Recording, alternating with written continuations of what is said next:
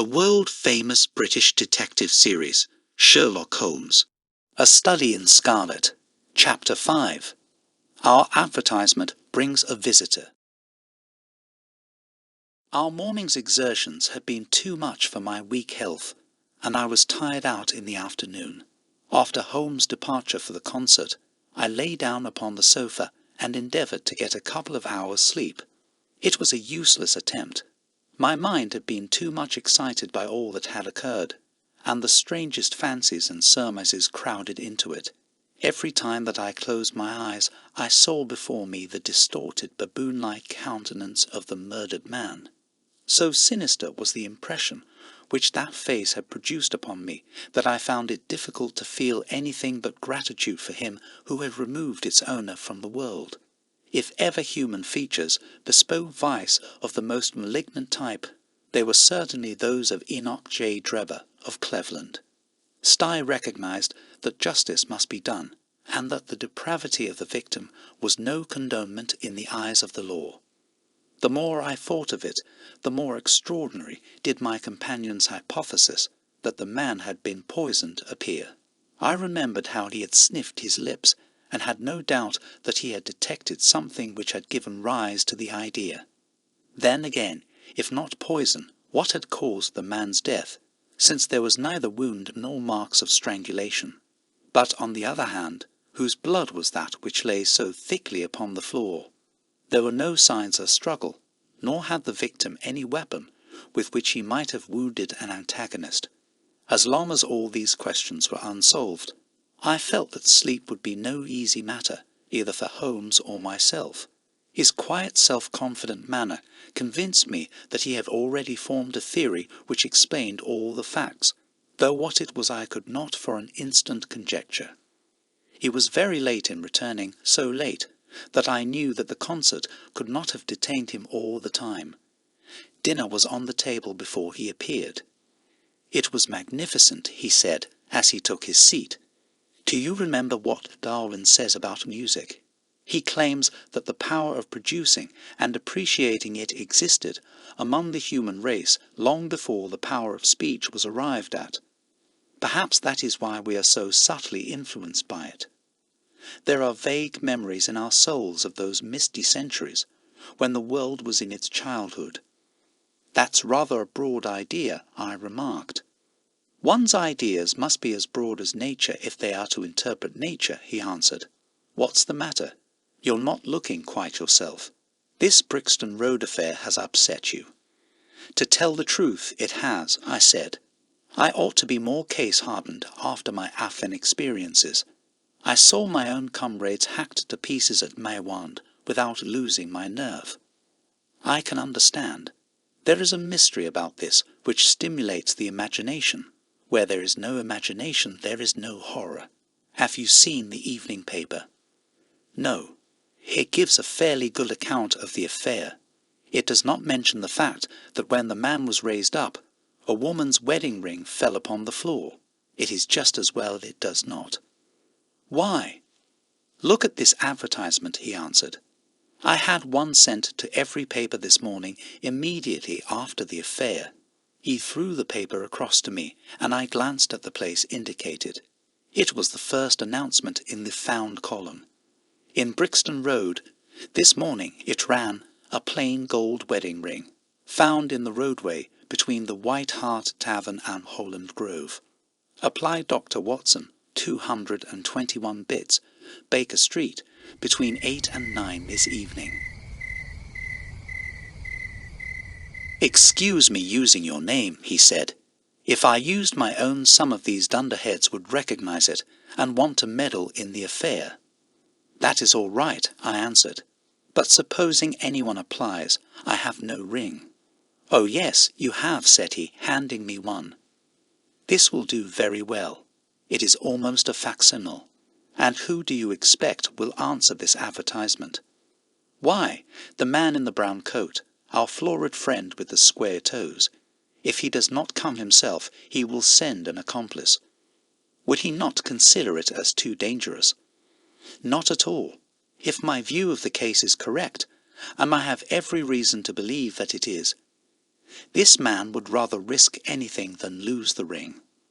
According to my notion, he dropped it while stooping over Drebber's body, and did not miss it at the time. After leaving the house he discovered his loss and hurried back, but found the police already in possession, owing to his own folly in leaving the candle burning. He had to pretend to be drunk, in order to allay the suspicions which might have been aroused by his appearance at the gate.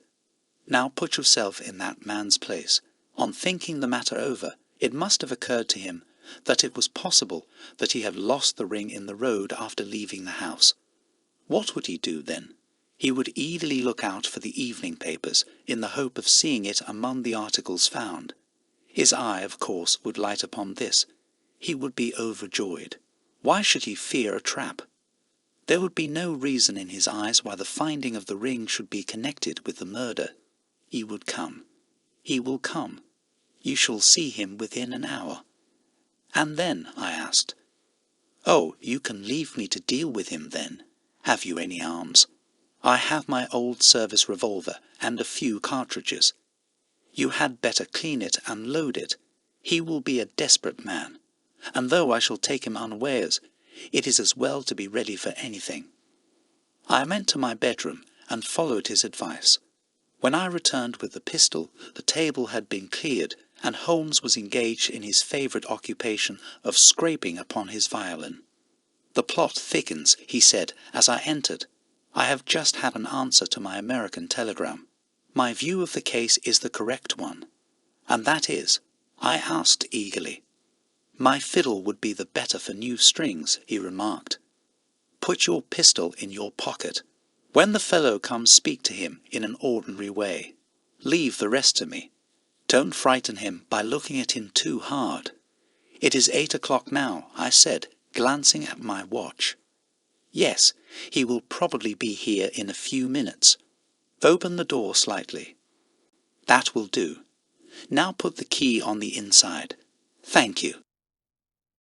This is a queer old book I picked up at a stall yesterday. De Jure into Jeanette's, published in Latin at Liege in the Lowlands, in 1642. Charles' head was still firm on his shoulders when this little brown-backed volume was struck off. Who is the printer? Philip de Croy, whoever he may have been. On the fly-leaf, in very faded ink, is written Ex Libris Guglielmi White. I wonder who William White was. Some pragmatical 17th-century lawyer, I suppose. His writing has a legal twist about it. Here comes our man, I think. As he spoke, there was a sharp ring at the bell. Sherlock Holmes rose softly and moved his chair in the direction of the door. We heard the servant pass along the hall, and the sharp click of the latch as she opened it. "Does Dr. Watson live here?" asked a clear, rather harsh voice. We could not hear the servant's reply, but the door closed, and someone began to ascend the stairs. The footfall was an uncertain and shuffling one. A look of surprise passed over the face of my companion as he listened to it. It came slowly along the passage, and there was a feeble tap at the door. "Come in," I cried. At my summons, instead of the man of violence whom we expected, a very old and wrinkled woman hobbled into the apartment. She appeared to be dazzled by the sudden blaze of light, and after dropping a curtsy, she stood blinking at us with her bleared eyes and fumbling in her pocket with nervous, shaky fingers. I glanced at my companion, and his face had assumed such a disconsolate expression that it was all I could do to keep my countenance. The old crone drew out an evening paper and pointed at our advertisement. "It's this as has brought me, good gentleman," she said, dropping another curtsy. "A gold wedding ring in the Brixton Road. It belongs to my girl Sally, as was married only this time 12-month, which her husband is steward aboard a Union boat, and what he'd say if he comes. And found her without her ring is more than I can think, he being short enough at the best of times, but more especially when he has the drink. If it please you, she went to the circus last night along with—" "Is that her ring?" I asked. "The Lord be thanked," cried the old woman. "Sally will be a glad woman this night. That's the ring." "And what may your address be?" I inquired, taking up a pencil. 13 Duncombe Street, Houndsditch, a weary way from here. "The Brixton Road does not lie between any circus and Houndsditch," said Sherlock Holmes sharply. The old woman faced round and looked keenly at him from her little red-rimmed eyes. "The gentleman asked me for my address," she said. "Sally lives in lodgings at 3 Mayfield Place, Peckham. And your name is—" "My name is Sawyer, hers is Dennis, which Tom Dennis married her, and a smart, clean lad, too, as long as he's at sea, and no steward in the company more thought of. But when on shore, what with the women, and what with liquor shops—" "Here is your ring, Mrs. Sawyer," I interrupted, in obedience to a sign from my companion. "It clearly belongs to your daughter, and I am glad to be able to restore it to the rightful owner." With many mumbled blessings and protestations of gratitude, the old crone packed it away in her pocket, and shuffled off down the stairs. Sherlock Holmes sprang to his feet the moment that she was gone and rushed into his room.